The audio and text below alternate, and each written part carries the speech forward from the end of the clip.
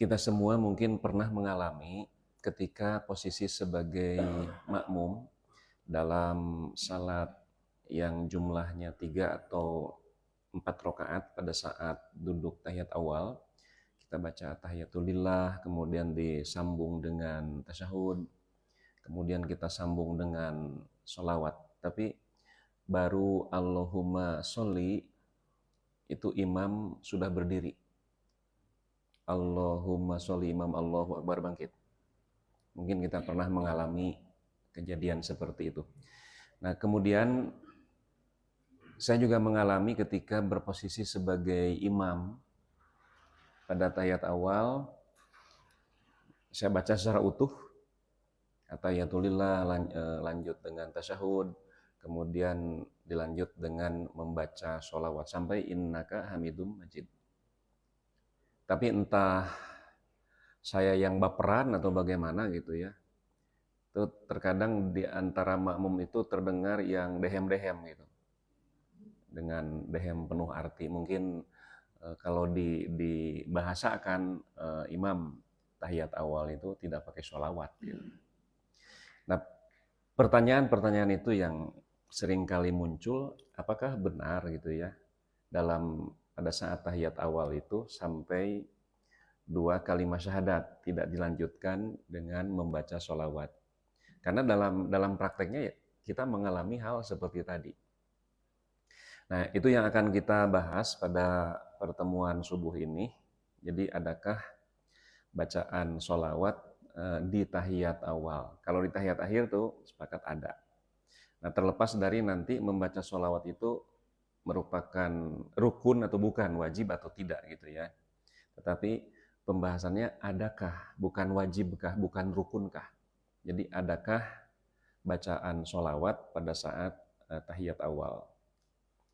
Nah, sebelum kita masuk kepada pembahasan, saya ingin sedikit menjelaskan tentang 2 istilah dalam disiplin ilmu ushul fikih. Yaitu ada mantuk dan ada mafhum. Kalau mafhum sudah sering kita dengar, kita ucapkan, mudah-mudahan ka mafhum gitu ya. Nah, tapi kalau mantuk mungkin jarang-jarang kita dengar. Tapi kalau tekstual dan kontekstual itu sering kita dengar. Jadi mantuk itu tekstual. Kalau mafhum kontekstual. Misalkan ketika kita memasuki lokasi SPBU, kita melihat ada tulisan dilarang merokok. Maka kalau kita boncengan sama teman gitu ya, kemudian teman kita merokok dan penunjuk bahan bakar sudah ngaplek gitu ya, kita bilang kita pariman rokok. Nah, kunaon gitu tinggali tulisan dilarang merokok. Nah, itu disebutnya mantuk atau tekstual, ada teksnya. Tapi kalau musim hujan kemudian di sawah orang baru menanam padi, itu kan biasa banyak belut gitu ya. Ngobor orang teh mau patromak gitu, terus karena motor dan kita mampir ke SPBU untuk mengisi bahan bakar dulu. Kita bilang, eta pariman lah patromak. Nah, ada teu aya larangan oge.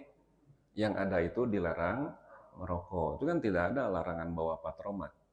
Nah, api kecil saja itu tidak boleh, apalagi api besar. Nah, itu disebut dengan mafhum atau kontekstual. Nah, kenapa ini perlu kita bahas dulu? Karena nanti ada kaitan dengan pembahasan. Nah, kemudian redaksi tahiyat itu ada setidak-tidaknya ada 2 redaksi yang sering kita baca, sering kita dengar. Ada yang at-tahiyatulillah wassalawatu wathayyibat, ada juga yang at-tahiyatul mubarakatuh sholawatu thayyibatulillah. Ada yang begitu ya, itu memang nggak pilihan saja gitu ya. Nah, kemudian redaksi tasyahud, asyhadu an la ilaha illallah wa asyhadu anna Muhammadan abduhu wa rasuluh. Nah, makanya dari kata at-tahiyatulillah, maka duduknya disebut duduk tahiyat. Karena ada 2 kalimat syahadat, maka duduk tahiyat juga disebut duduk tasyahud. Gitu. Nah, kemudian redaksi sholawat, ada beberapa redaksi, setidaknya ada 4. Walaupun kalau kita cari-cari, dari 4 redaksi sholawat itu, satu pun tidak ada yang menggunakan tambahan kalimat Sayyidina. Nah ini salah satunya sahabat Nabi yang bernama Abu Mas'ud Al-Ansori, ya berkata, Nabi mendatangi kami ketika itu kami sedang berada di majelis Sa'ad bin Ubadah. Jadi ada beberapa rumah yang dimiliki oleh sahabat-sahabat Nabi yang memiliki majelis tempat duduk atau balai kalau di kita, atau tepas kalau di kita, gazebo. Gitu. Tapi ada juga nanti sahabat-sahabat yang tidak memiliki rumah yang luas. Nah sampai nanti mereka untuk ngobrol gitu ya, kongres cekurang mah, ngawangkong beres-beres, nah itu menggunakan badan jalan. Di jalan ngobrol teh. Makanya sampai Nabi bersabda, iyyakum wal julusa fit turqat. Jauhilah oleh kalian duduk-duduk di pinggir jalan. Kenapa? Pidorakaeun. Banyak pidorakaeun. Nah, kemudian kata sahabat, ya kami tidak punya tempat lain. Ya kalau begitu boleh, tapi kamu mesti memberikan hak jalan. Di antaranya satu, menyebarkan salam, menunjukkan orang yang tersesat, kemudian menundukkan pandangan. Di antaranya begitu.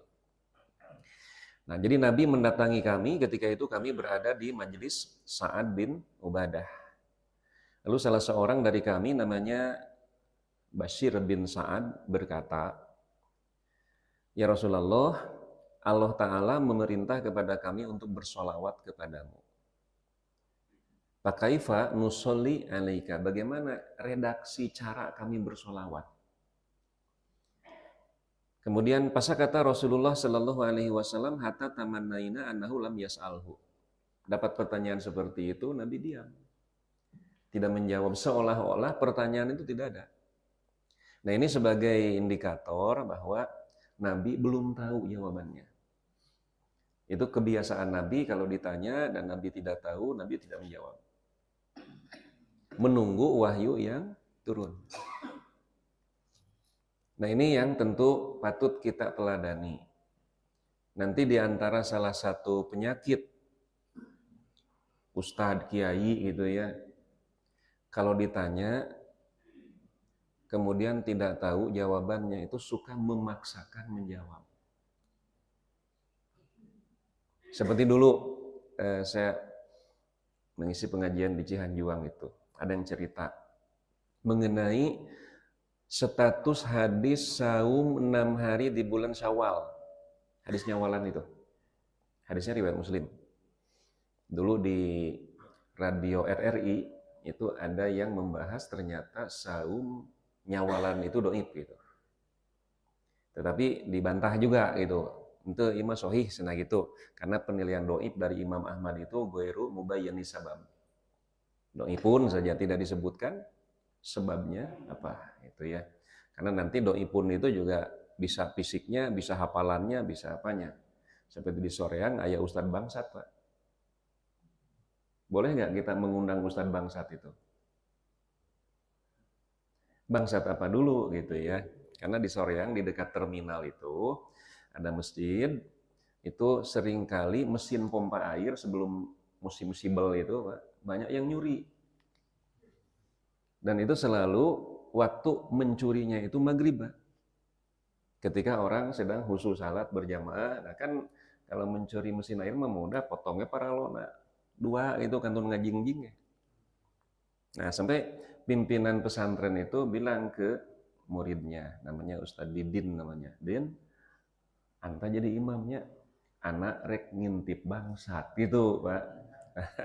Pimpinan pesantren teh ngintip bangsat, bari nyepeng samurai gitu, bawa samurai Pak. Ketika Ustadz Didin kebetulan adik kelas di pesantren tuh lagi mengimami salat maghrib, kan pikirannya bangsat di dia teh. Di luar ribut Pak, memang ada bangsat. Mujung imaman dia langsung refleks bangsat. Nah, sampai populer dia itu disebut imam bangsat. Kan itu doi pertama. Nah jadi imam bangsat itu dalam apa dulu? Dia itu imam sesat. Kenapa?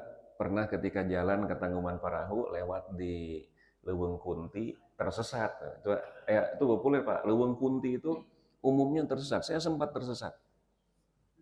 Jadi hampir dua kali terus muter di jalan itu. Alhamdulillah tidak ada rasa kekhawatiran ya, karena ternyata kunti-kuntinya juga sudah berpindah ke alun-alun. Jadi di hutan tidak ada kunti. Ternyata memang di Leuweung Kunti itu banyak persimpangan. Ada simpang 5, ada perempatan gitu ya, ada pertigaan. Itu mengandung wanci sareupna gitu ya. Itu mun kurang-kurang mah jual gegebegana gitu, dilinglungkeun ku kunti karena namanya juga Leuweung Kunti. Nah, tersesat itu ya, urusan sesat itu. Bahkan 2016 ya pernah di Pondok Gede di karantina 9 hari pada saat ikut sertifikasi pembimbing haji. Itu ada yang nyeletuk gitu ya, sholat di Masjid Pondok Gede itu tidak sah. Sesat itu Pak, masjid sesat. Yang nanya, kenapa tidak sah? Soket tinggal di sana, masjid yang harap kaditu, sana Ka'bah di tukang. Ya, tapi Pak, masjid di Bekasi ya Pondok Haji kan gitu. Masjid kaditu, ya, Ka'bahna di sisi. Masjid desa. Nah kemudian setelah Nabi diam sesaat, Nabi bersabda, "Kulu ucapkan oleh kalian, Allahumma sholli ala Muhammad wa ala ali Muhammad, kama shallaita ala ali Ibrahim wa barik ala Muhammad wa ala ali Muhammad, kama barakta ala ali Ibrahim fil alamin innaka Hamidum Majid." Ini salah satu redaksi saja. Ada redaksi lain, wassalamu kama qad alimtum. Adapun ucapan salam, kalian kan sudah tahu gitu.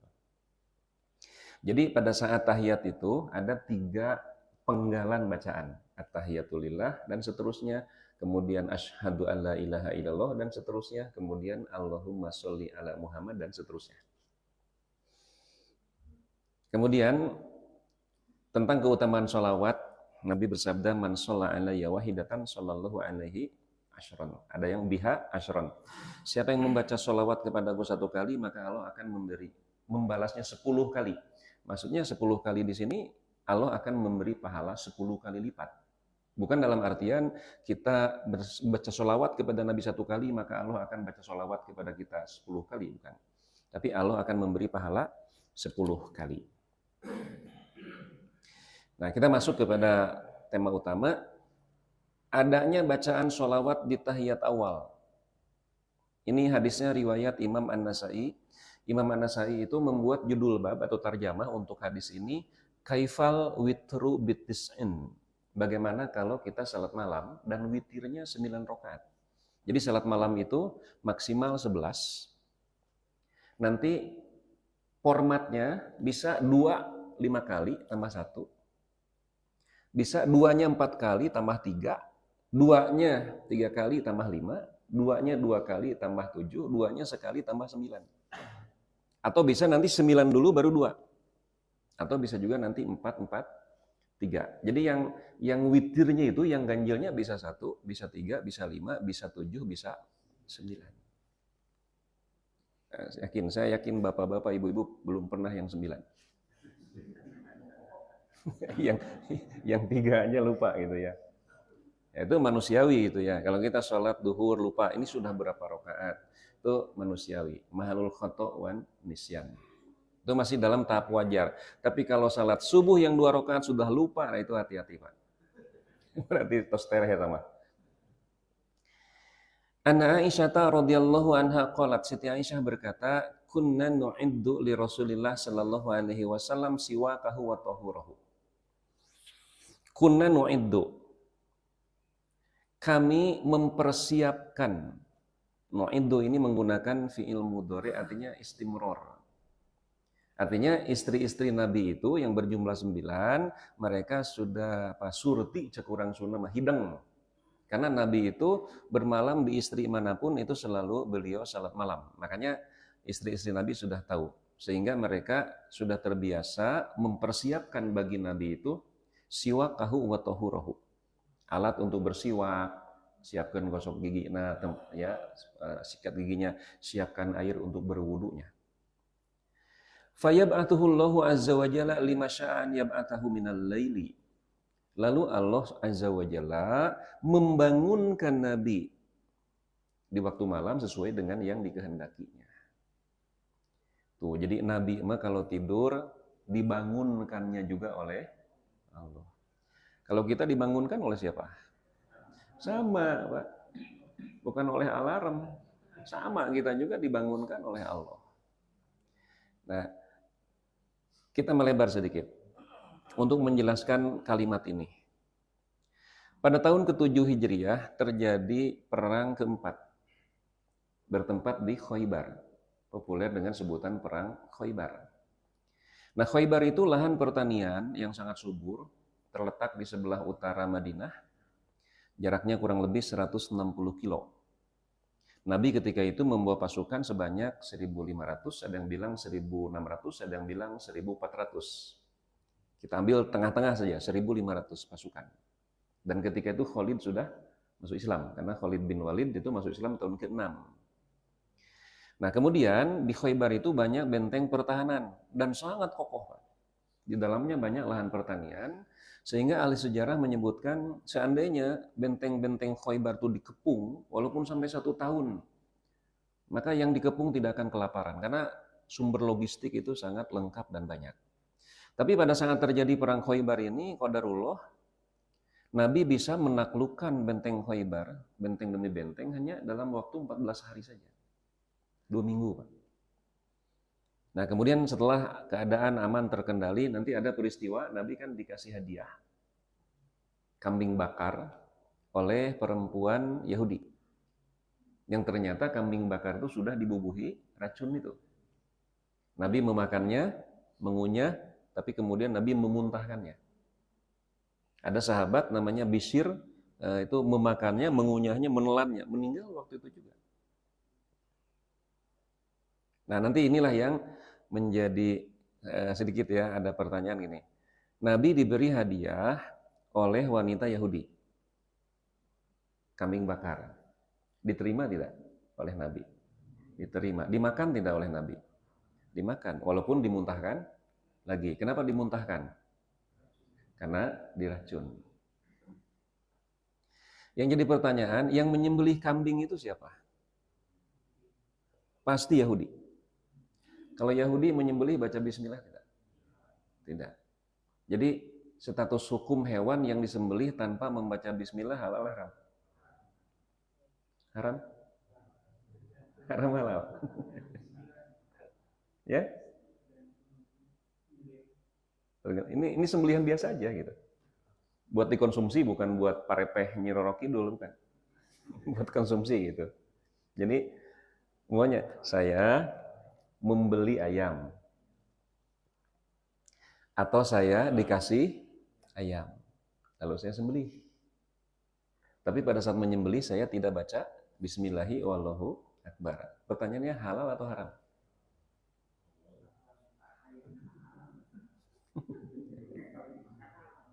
Kalau dimakan, haram. Sekarang begini, saya mencuri ayam, lalu saya sembelih, Bismillahi wallahu akbar, halal haram? Kan baca bismillah. Atau saya mencuri babi, kurma babi, datnya haram, cara kepemilikannya haram, tapi saya sembelih, Bismillahi wallahu akbar, halal haram? Kan baca bismillah.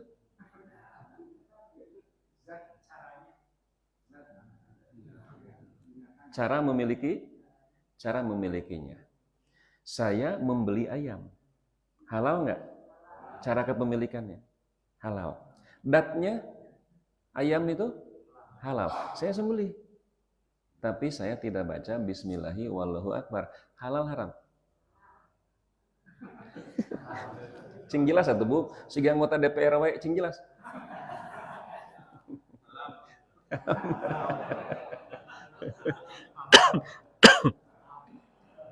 Ya. Nah, jadi ini bahan diskusi yang sangat jelimet. Sebenarnya nggak jelimet juga Pak, karena nanti ada yang mengatakan bahwa kalau kita menyembeli kurban, termasuk kurban ya, mau sapi, mau unta, mau kambing gitu ya, atau bukan kurban, ekah misalkan, atau menyembelih dia ayam misalkan, lalu kita pada saat menyembelihnya tidak baca bismillahi wallahu akbar, itu ada yang bilang haram. Bahkan nanti berkembang lagi dalam dunia sembelihan itu, upami nu muncitna tetara salat itu haram. Gitu ya, karena nu tara salat mah kafir. Nah ini memang terlalu melebar, Pak, tapi perlu suatu saat dibahas. Kalau orang tidak sholat, itu otomatis kafir. Nah gitu ya. Nah, kembali ke yang tadi. Jadi, Nabi dihadiahi kambing bakar oleh Yahudi. Ternyata oleh Nabi diterima, Pak. Dan dimakan. Adapun dimuntahkan lagi, karena daging itu bicara kepada Nabi bahwa aku diracun gitu. Padahal Nabi tahu yang menyembelih kambing itu Yahudi. Dan Yahudi itu pasti tidak akan baca Bismillahi wallahu akbar ketika menyembelih. Artinya apa? Artinya halal, Pak. Nanti silahkan pilih penasaran, cek oleh Bapak Ibu surat Al-Maidah ayat ke-5. Di sana disebutkan wa ta'amul ladzina utul kitaba hillul lakum. Makanan atau sembelihan ahli kitab itu halal bagi kalian. Muncul pertanyaan, kalau sekarang ahli kitab masih ada atau tidak? Nah, kan bab eta mah ya. Kalau di zaman Nabi ahli kitab ada. Ahli kitab kan bukan Islam. Tapi Al-Qur'an menyebutkan sembelihan yang mereka lakukan selama tidak ada kaitan untuk ritual persembahan itu hillul lakum, halal bagi kalian.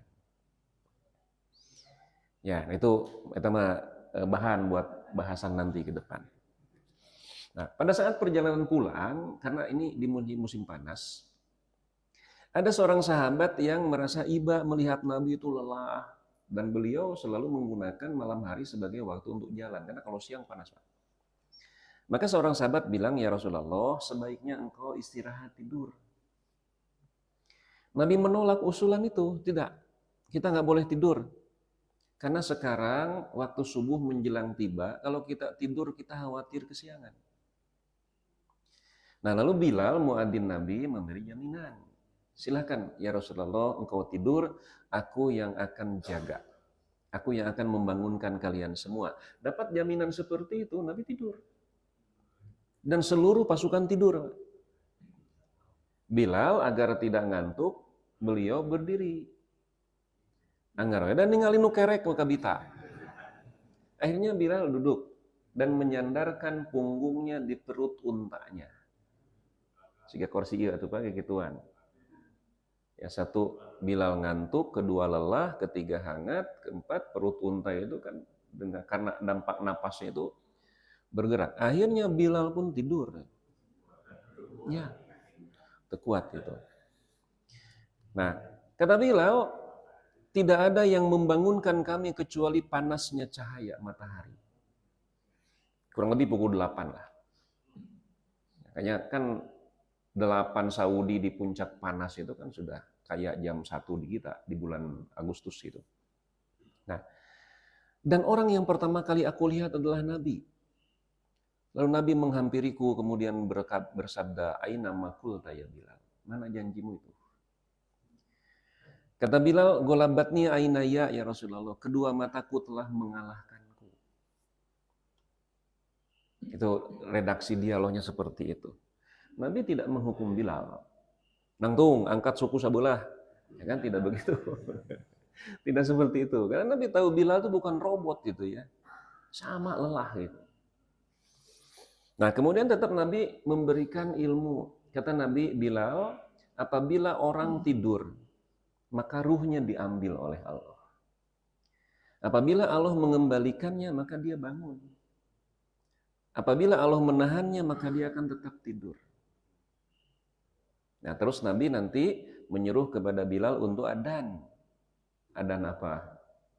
Subuh jam sabaraha. Nah, Kalau nanti di Baitul Mukhlisin ini ada pembahasan waktunya maghrib sampai isya, misalkan ketika alarm adzan isya sudah berbunyi, tapi ini satu hadis lagi nih tanggung, ya sudah adzannya diundur saja, boleh nggak? Boleh. Beres hadis teh pertanyaan-pertanyaan, jam 8 baru selesai, boleh adzan isya jam 8? Boleh Pak, boleh. Boro-boro adzan isya jam 8, itu masih waktu isya, itu Nabi itu menyuruh Bilal untuk adzan subuh. Setelah terbit matahari, setelah syuruk, setelah waktu isya habis. Itu namun entong we di dieu mah gitunya adzan subuh jam 8. Saya yakin pasti penuh masjid ini, Pak. Banyak yang datang. Sadayana pada nyarekan. Bukan mau sholat gitu ya. Nah, itu yang dimaksud oleh Aisyah, lalu Allah membangunkan Nabi di waktu malam sesuai dengan yang dikehendaki oleh Allah. Sama Pak, kita semua kalau bangun itu Allah yang membangunkan. Karena suatu saat alarm terus saya tibra orang. Karena Allah tidak mengembalikan ruh kita. Adan-adan kerek-kerek gitu ya. Kemudian payastaku wa yatawaddau, Nabi menggosok gigi kemudian berwudu, wa yusolli tis'a rakaatin, lalu Nabi salat 9 rakaat. La yajlisu fihinna illa inda thaminati, Nabi tidak duduk tahiyat melainkan pada rakaat ke-8. Jadi nanti untuk witir yang 9 atau yang 7 rakaat itu ada 2 tahiyatnya Pak. Tahiyat awal kalau untuk yang 7, tahiyat awal rakaat ke-6, tahiyat akhir rakaat ke-7. Kalau untuk yang 9, tahiyat awal rakaat 8, tahiyat akhir rakaat ke-9. Nabi tidak duduk tahiyat pada saat sholat witir 9 rakaat itu illa inda thaminati, kecuali pada rakaat ke-8. Apa yang beliau baca pada rakaat ke-8 itu? Wa yahmadullah, Nabi memuji Allah. Itu maksudnya adalah mengucapkan at-tahiyatu. At-tahiyatu kan segala puji. Wa yahmadullah wa yusolli ala nabihi sallallahu alaihi wasallam, dan Nabi bersolawat atas nabinya sallallahu alaihi wasallam, wa yad'u bainahuna, dan Nabi berdoa antara at-tahiyatu dan sholawat itu. Berdoa di sini maksudnya apa? Membaca asyhadu alla ilaha illallah. Karena itu juga doa. Walaupun nanti disebutnya doa usana, doa berupa pujian kita kepada Allah. Wala yusallimu taslima, tetapi Nabi tidak salam. Summa yusolli tafi'ata, kemudian Nabi melanjutkan ke rakaat 9. Wa yaqudu, kemudian rakaat ke-9 Nabi duduk tahiyat, wa dzakara kalimatan nahwaha, kemudian perawi menyebutkan kalimat seperti yang sebelumnya, yaitu wa yahmadullah pada rakaat ke-9 ketika Nabi duduk tahiyat akhir, Nabi memuji Allah, wa yusolli ala nabihi sallallahu alaihi wasallam, bersolawat atas nabinya, wa yad'u, dan beliau berdoa. Maksud berdoa di sini adalah berdoa setelah selesai innaka hamidum majid, doa bebas itu. Summa yusallimu taslima, kemudian Nabi salam. Yusmi'una, memperdengarkan ucapan salamnya itu kepada kami. Summa yusolli rakaatain wa huwa qa'idun, kemudian Nabi salat 2 rakaat sambil duduk. Jadi witir itu bukan dalam artian setelah witir tidak boleh sholat lagi, karena buktinya Nabi setelah 9 rakaat salat 2. Tapi yang dimaksud dengan witir sebagai akhir itu, kalau kita mau salat malam kurang dari 11 rakaat, itu boleh Pak. Tapi hasil akhirnya mesti ganjil. Misalkan malam Kamis, jam 2, lilir, terus saya orang teh wudu, terus sholat 2 rakaat salam, 2 rakaat salam, final Liga Champion main Pak, tutupnya hiji, kan jadi 5. Nah gitu ya. Atau saya pernah mengalami, mungkin Bapak Ibu juga pernah mengalami. Kita bangun gitu ya. Kemudian gura-giru itu sholat tahajud, 2 salam, 2 salam, 2 salam, genepan. Ningali jam, 5 menit deui. Misalkan Kalau adzan setengah 5, jam 4:25. Geningan 5 menit nih. Tutup aja 1, Pak. 7 kan? Beli kabujeng adzan subuh. Beres saya terus baca Quran.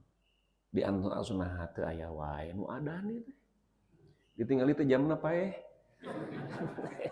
Diakurkeun jeung HP teh kakarasa 2:30. Boleh nggak sholat lagi? Kan sudah 7 tadi. Nah gitu ya, boleh sholat lagi? Mah enggak, tapi kuotanya tersisa tinggal berapa? 4. Gitu. Karena sudah terpakai 7. Nah hadis inilah yang menjadi dalil secara mantuk, secara tekstual, adanya bacaan sholawat pada saat duduk tahiyat awal. Walaupun ini konteksnya dalam salat malam. Tapi status hukumnya nanti sama. Untuk tahiyat awal, apakah di salat fardu atau di salat sunat, tetap ada bacaan ini. Nah lalu kenapa ada yang berpendapat bahwa pada saat tahiyat awal itu tidak baca sholawat? Nah ini dalilnya nih. Nah, supaya adil gitu ya, kita tampilkan juga dalil dari pihak yang kontra gitu ya. An Abi Ubaidah ibni Abdullah ibni Mas'udin, dari Abu Ubaidah. Itu anaknya Abdullah bin Mas'ud, yuhadditsu an abihi, dia menyampaikan sebuah hadis dari ayahnya. Qala, Abu Ubaidah Abdullah bin Mas'ud berkata, kana Rasulullah sallallahu alaihi wasallam idza jalasa fi raq'atainil ulayaini ka'annahu ala radfi. Jadi Nabi Shallallahu Alaihi Wasallam ini apabila duduk pada rakaat kedua, duduk tahiyat maksudnya, ka'annahu ala radfi, seolah-olah beliau duduk di atas batu yang panas. Artinya apa? Sebentar, Pak.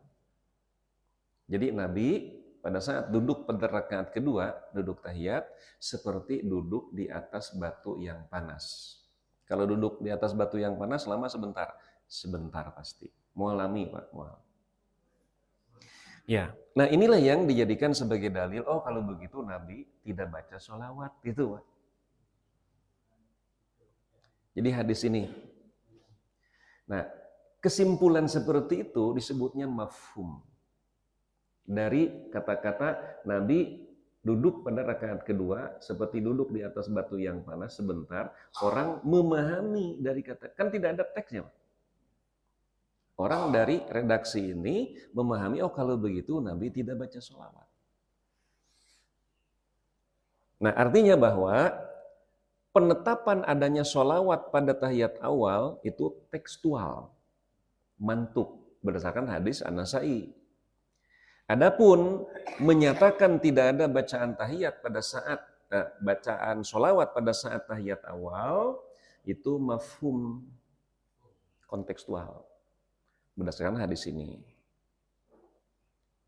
Nah hadis ini riwayat At-Tirmidzi.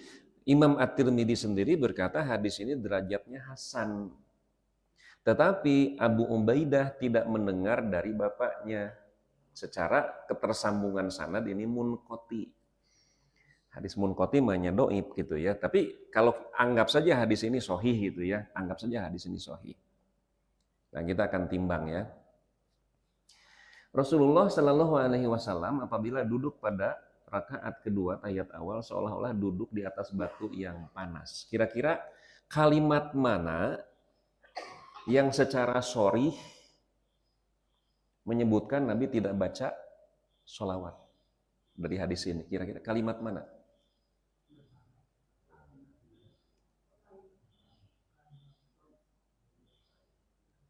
Ka'anahu ala rodpi.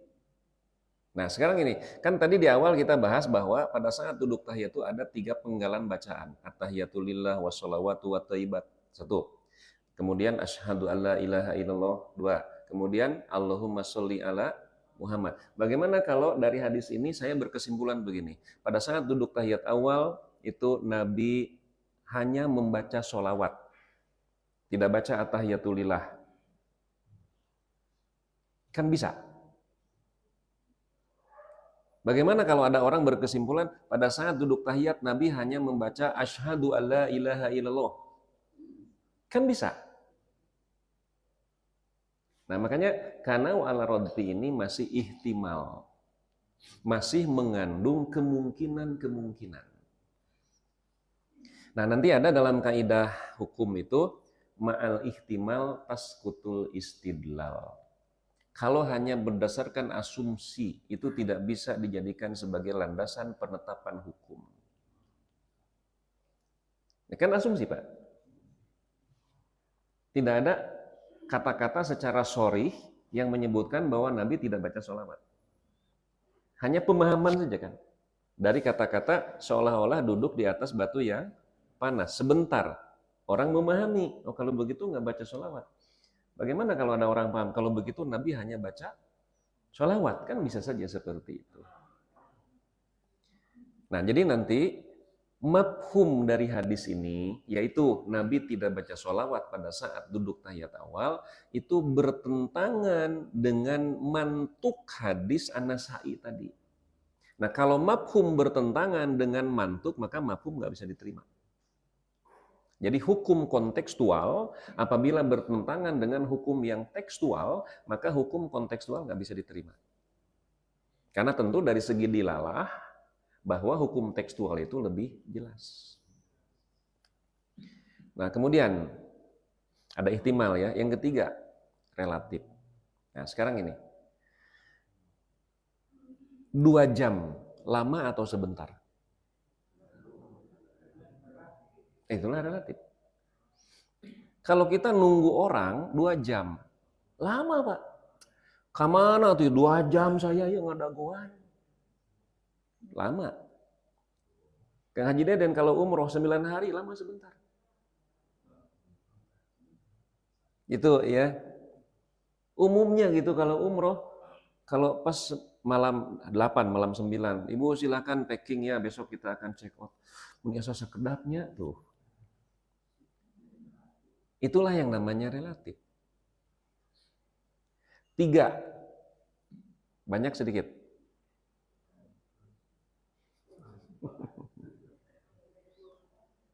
Relatif. 10 banyak sedikit. Relatif. Bahkan nanti 200 wae relatif. Obrolan tukang meri, Kang, gaduh seberahi jaya meri saeutik euy ngan 200 aya mah tuh. 200 sakedik. Tapi 10 mah upami dina bab mobil Ahmad Sahroni mobil mewahnya 10. Banyak, Pak. Nah, itu yang disebut dengan relatif. Nah, kemudian Nabi pada saat duduk tahiyat awal itu sebentar. Berapa lama, Pak? Relatif. Maka nanti tentu perlu ada pembanding. Dan pembandingnya mesti istilah legeg nama apple to apple gitu kan. Istilah legeg nama gitu. Membandingkan itu tentu mesti dengan sesuatu yang sekelas. Contohnya, hebat mana antara Rudy Hartono dengan Mike Tyson? Hebat mana? Tidak apple to apple, Pak. Tidak bisa kita membandingkan 2 atlet untuk 2 cabang olahraga yang berbeda. Hebat mana Manny Pacquiao misalkan ya dengan Mike Tyson, beda kelas. Gak bisa kita membandingkan itu. Contoh ya, contoh. Ada satu hadis begini, ini kaitan dengan Jumat. Min fikhir rajuli. Ciri seseorang itu paham urusan agama. Maka kalau dia ditugaskan menjadi imam dan khotib Jumat, khutbahnya sebentar, sholatnya lama. Itu hadisnya begitu. Jadi ciri seseorang itu paham, khutbahnya sebentar, sholatnya lama kalau Jumatan. Kalau khutbah 10 menit, sholatnya berapa menit?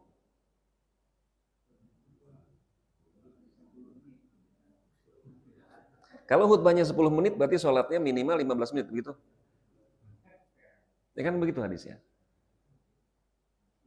Jadi ciri seseorang itu paqih, maka sholatnya, khutbahnya sebentar, sholatnya lama. Jadi kalau khutbah 10 menit, sholat Jumatnya 15 menit. Itu kan, mohon maaf, pikiran kita begitu. Sekarang ini, saya ambil analogi ilustrasi.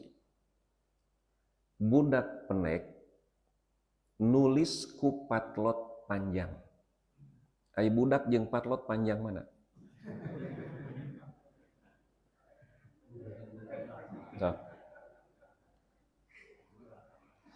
Budak penek make sapatu jangkung. Budak jeung sapatu jangkung mana? Budak penek, sapatu jangkung. Ai budak sareng sapatu jangkung mana? Nah, jangkung budak, pan budakna penek.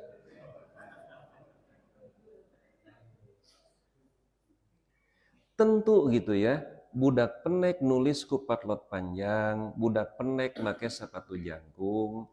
Kita tidak bisa membandingkan budak jeung patlot. Ya, tidak bisa membandingkan budak jeung sapatu. Budak penek bandingkeunana sareng budak jangkung. Patlot panjang bandingkeunana sareng patlot ponong. Itu kan? Budak penek make sepatu jangkung tong dibandingkeun jeung budak. Bandingkeun sareng sepatu penek. Kembali ke yang tadi. Ciri seseorang itu paqih, khutbahnya sebentar, sholatnya lama. Kan selintas, berarti sholat mesti lebih lama dari khutbah, kan begitu. Kalau khutbahnya 10 menit, sholatnya mesti, itu kan pikiran kita itu. Jangan membandingkan khutbah dengan sholat. Khutbah yang sebentar, bandingkan dengan khutbah yang lama. Sholat yang lama, bandingkan dengan sholat yang sebentar. Tenyunah eta khutbah 10 menit, tadi sholat 5 menit, tenyunah ta. Nah, engke eta kalau mau begitu kesimpulannya, engke patlot leuwih panjang tibatan budak. Bakal begitu, kena konsisten gitu ya dalam kaidah hukumnya itu. Ya, jadi membandingkan sesuatu dengan sesuatu mesti apple to apple. Nah, Nabi duduk, tadi kan sahih hadis tadi gitu ya. Nabi duduk tahiyat awal itu sebentar. Cuma menggunakan redaksi ka'annahu ala roddi. Sebentarnya duduk tahiyat awal itu mau dibandingkan dengan apa? Tentu pembandingnya adalah tahiyat akhir. Dan kita, saya tambah, sebentar Nabi dengan kita itu beda. Mu'ad bin Jabal, beliau imam di kampungnya. Jadi nanti sahabat-sahabat Nabi itu dilihat dari segi jauh dan dekatnya rumah ke Masjid Nabawi itu dua. Ada yang disebut dengan Hawadir, Umar, Abu Bakar, itu rumahnya kan dekat dengan Masjid Nabawi. Makanya Kang Haji Den, pintu nomor 1 kan Babu Salam ya. Nah, nanti sebelahnya ada Babu Abi Bakrin, pintu Abu Bakar. Nah, di sanalah rumah Abu Bakar dulu itu. Itu sebutnya Hawadir. Tapi nanti ada sahabat-sahabat yang disebut dengan Awali. Sampai sekarang kalau kampung-kampung jauh dari Madinah, orang Awali dia itu. Nah, jadi Awali itu sebutan untuk sahabat-sahabat yang rumahnya jauh dari Nabawi. Termasuk salah satunya Mu'ad. Mu'ad itu orang Awali. Dan dia di kampungnya itu ditetapkan menjadi imam. Tetapi Mu'ad ini walaupun sudah menjadi imam, semangat belajarnya tetap tinggi. Nah, ini yang jarang gitu ya sekarang. Maka mohon maaf ya, penyakit ustad teh kedul diajar. Da urang mah geus jadi ustad, pira aku kudu diajar keneh wae gitu kan. Nah, Mu'ad mah teu ustad mun ayeuna mah gitu ya. Tapi beliau tetap rajin datang ke Masjid Nabawi. Biasanya Mu'ad itu memilih waktu maghrib menjelang Isya. Maghrib ikut berjamaah, Isya mendengar tausiah, sebelum Isya ya, menunggu Isya sambil mendengar tausiah, Isya berjamaah baru pulang. Nah, pada suatu malam Setelah selesai Isya berjamaah makmum kepada Nabi, Mu'ad pulang. Ternyata orang-orang di kampungnya belum sholat Isya, Pak. Maka Mu'ad mengimami mereka sholat Isya. Ini kan boleh. Itu hukumnya sunat itu ya, atau ada yang menyebut sholat sodakoh. Lalu ada seorang sahabat yang ngajingjing emer, mulai nama emer itu ya, mau menyiram kurma. Karena orang sudah berjejer safnya, dia ikut dulu sholat. Supaya nanti aja lah habis sholat baru saya akan menyiram kurma. Ternyata Mu'ad bin Jabal rakaat pertama membaca Al-Baqarah sampai selesai. Urang ke Al-Baqarah kan sarokaat ayat hiji dugi ka ayat 5, rakaat kedua genep dugi ka 7, sepenggal-sepenggal ya, satu episode. Ini sampai selesai, Pak. 2 juz setengah, 286 ayat. Sampai orang ini yang mau nyiram itu, dia mundur, memisahkan diri, melanjutkan sholat sendiri supaya lebih cepat, namanya mufaroqoh. Dalam istilah fikihnya itu. Karena dia kan mau menyiram kurma. Kalau terlalu malam kan tidak bagus untuk tanaman. Nah, mengetahui ada yang mundur setelah selesai, itu Mu'ad mengata-ngatai orang itu dengan menyebutnya munafik. Nah, orang ini tidak nyaman dengan sebutan munafik itu, tengah rasa gitu ya. Dia lapor kepada Nabi, lalu Nabi menasihati Mu'ad. Afattanun anta ya Mu'ad. Mu'ad, kamu sudah membuat jamaah itu lari. Jika kamu salat sendiri silahkan semau kamu. Mau 3 surat langsung, karena Nabi pernah kan salat tahajud. Baca Al-Baqarah, kemudian loncat An-Nisa, balik ke Ali Imran. 3 surat, Pak, hampir 5 juz dalam 1 rakaat. Ketika itu dimakmumi oleh Hudzaifah ibnul Yamani. Kata Hudzaifah, aku ingin lari meninggalkan Nabi, ingin duduk. Kenapa? Lama sekali Nabi itu sholatnya. Nah, makanya Nabi kalau tahajud nggak pernah ngajak orang. Tapi kalau ada orang yang hidang inisiatif mau makmum, ya silahkan. Tapi jangan harap Nabi merubah pola bacaan. Wayahna sanes keheul Nabi teh pek si rasakeun bunga nambut ngamakmum. Lilakeun kan bukan begitu ya. Atau eta mah teu ikhlas teh gitu ya, teu ikhlas teh. Nah, jadi kata Nabi, bila kamu salat sendiri silahkan, semau kamu. Bila kamu salat berjamaah menjadi imam, bacalah surat yang pendek. Bacalah sabihis. So, Ibu Aisyah urang mah da sabihis teh panjang atuh. Tahu cabian. Salat Isya imam maca sabihis, Persib main pan kukulutus. Sigalin urang Bandung wae imam teh. Ngampleng gitu ya. Jadi menurut Nabi sabihis itu pendek, numutkeun urang mah panjang. Sama sahabat-sahabat memandang sabihis mah pondok gitu ya. Walaupun ternyata ada sebab kenapa sahabat-sahabat Nabi memposisikan sabihis itu sebagai surat-surat pendek. Lantaran sahabat mah ngapalkeun Qur'an ti Al-Baqarah heula. Ai urang mah ngapalkeun teh ti Anas. Matak nalika ninggang kana sabihisnya panjang da dibandingkeun sareng Anas itu. Jadi lama sebentar itu jangan diukur dengan sebentar kita. Nah, oleh karenanya ya hadis Abu Dawud, At-Tirmidzi yang menyebutkan bahwa, bukan menyebutkan sebenarnya, hanya menyatakan bahwa Nabi pada saat duduk tahiyat itu, tahiyat awal itu, seolah-olah duduk di atas batu yang panas sebentar. Tentu pembandingnya adalah dengan tahiyat akhir. Kenapa tahiyat akhir itu lama? Karena setelah innaka hamidum majid, itu ada bacaan doa bebas. Yang paling populer, Allahumma inni a'udzubika min adzabi jahannam wa min adzabil qabri wa min fitnatil mahya wa mamat wa min syarri fitnatil masiihid dajjal. Itu. Pada ada lanjutannya, Allahumma inni a'udzubika minal ma'tham. Ya Allah, aku berlindung kepada Engkau dari tenggelam dalam hutang, dari berbuat dosa. Wal magrom, dan aku berlindung kepada Engkau dari tenggelam dalam hutang. Sampai Aisyah bertanya, ma aksaroha ya Rasulullah.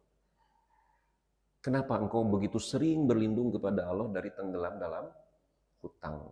Kata Nabi, Anna rajula idza gorima, seseorang apabila sudah tenggelam dalam hutang, idza haddatsa fakadzdzaba wa idza wa'ada fa akhlafa. Jadi orang kalau sudah tenggelam dalam hutang, kalau berkata suka dusta. Kalau janji suka ingkar. Ya, tong disebutkan contoh nantong. Kita sudah tahu itu ya. Pokoknya tukang ngehutang mah pasti gede bohongna gitu. Soalnya ditagih, ira bade mayar, isuk. Tagih isuk kan sore, terus saya isuk sore. HP-na teh ngadak-ngadak berat. Ditelepon teh saya ngangkat da berat HP-na oge. Itu nu gede hutang mah. Nomor telepon ganti-ganti itu ya. Di WA dibaca tapi itu dijawab. Nah, itu yang dikhawatirkan oleh Nabi, itu dampaknya itu. Nah, jadi punya hutang itu manusiawi gitu ya, karena manusia makhluk sosial, itu pasti orang itu punya hutang, Pak. Cuma ada yang besar dan sedikit, ada yang lama, ada yang sebentar gitu ya. Bahkan ada dalang yang bilang nu boga hutang mah cirina eta teh jelema soleh. Nu boga hutang eta cirina jelema jujur. Mun anu teu boga hutang eta cirina jelema gelo. Nah, nu boga hutang jelema jujur cenah. Geuning batur eta percaya ngahutangkeun. Nah, nu teu boga hutang disebut jelema gelo. Sanu daek nginjeumkeun ka nu gelo atuh. Na moal aya gitu.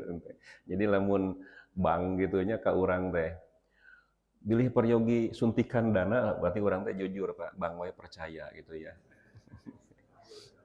Nah, jadi hadirin ikhwatul iman, dari pembahasan tadi ya, kalau kita simpulkan bahwa pada saat duduk tahiyat awal tuh ada bacaan sholawat berdasarkan teks hadis riwayat Imam An-Nasai. Adapun yang menyatakan tidak ada bacaan sholawat hanya sebatas asumsi saja. Jadi pada saat tahiyat awal ada bacaan sholawat ya. Jadi nanti kalau salat berjamaah kemudian duduk tahiyat awal imam agak lama, umat tong dararehem ya, cing sabar saja. Demikian mudah-mudahan ada manfaat. Apa tarusan? Bila apa tarusan? Atau cukup?